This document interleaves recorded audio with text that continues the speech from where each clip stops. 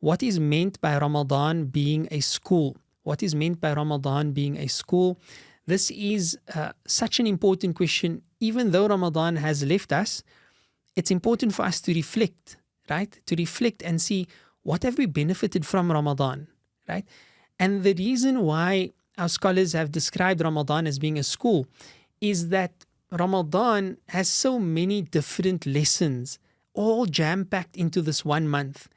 And it is training in a way that you cannot be taught, you cannot train through theory alone. Ramadan is a practical implementation. It is a base camp, if you'd like, for drilling the heart, drilling the soul, drilling the nafs, increasing one's taqwa. There are so many lessons to be learned in Ramadan. Lessons that we feel, lessons that we experience, and not only speak about. Ramadan is a lesson because it teaches us, for example, how to increase our taqwa, how to control our nafs, how to gain proximity to Allah subhanahu wa ta'ala. It teaches us how to connect with the Quran and how to feel the Quran. It teaches us how to stay away from sin. It teaches us how to become more charitable. It teaches us how to sympathize with the poor and needy. It teaches us how to put Allah's demands and Allah's commands before our own desires. It teaches us how to pray to Allah subhanahu wa ta'ala and to increase in prayer. It teaches us what we are capable of in terms of our daily schedules and our life of worship with Allah subhanahu wa ta'ala. It teaches us that we don't need those things that we otherwise consider ourselves dependent on. It teaches us that for Allah we could stay away from our physiological needs, our basic human needs. So therefore, for Allah subhanahu wa ta'ala, we can stay away from those things that are not needs at all, namely those things that Allah ta'ala had made prohibited for us, and Allah subhanahu wa ta'ala knows best. So in this sense, Ramadan is a madrasa, it is a university. It is not learning Kitab al-Siyam, right? It is experiencing the entire corpus of Islam in one invigorating, spiritually invigorating month that really is set to build us for the rest of the year. But what we must avoid, what we must be cautious of and avoid is the idea that what is expected of us is to do and be exactly what we were doing and how we were in Ramadan, outside of Ramadan.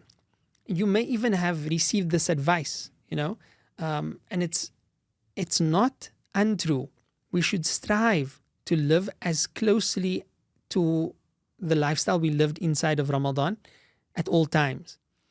But the reality is that the Prophet Muhammad ﷺ كان يجتهد في رمضان ما لا يجتهد في غيره. He used to work harder in Ramadan in such a way that you wouldn't find him working as hard at any other time. This means that he stepped up, sallallahu alaihi wasallam.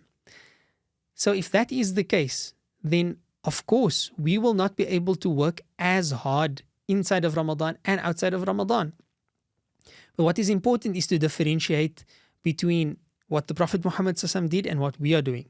He, alayhi salatu wasalam, was always doing his fara'id, always staying away from haram, and always living with consistency on the sunnah. I mean, he is the sunnah, sallallahu alayhi wa ala alihi wa sahbihi wa sallam.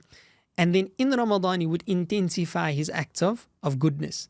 For ourselves, what we should do is, inside and outside of Ramadan, avoid haram, do what is compulsory.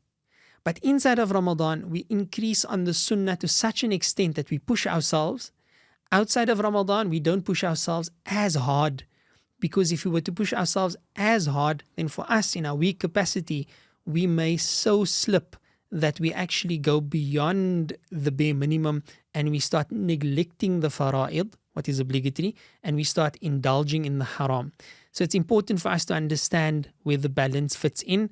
And the balance is essentially attained by never neglecting the obligatory commands and never indulging in the prohibitions. And Allah subhanahu wa ta'ala knows best. La ilaha illallah Muhammad Rasulullah.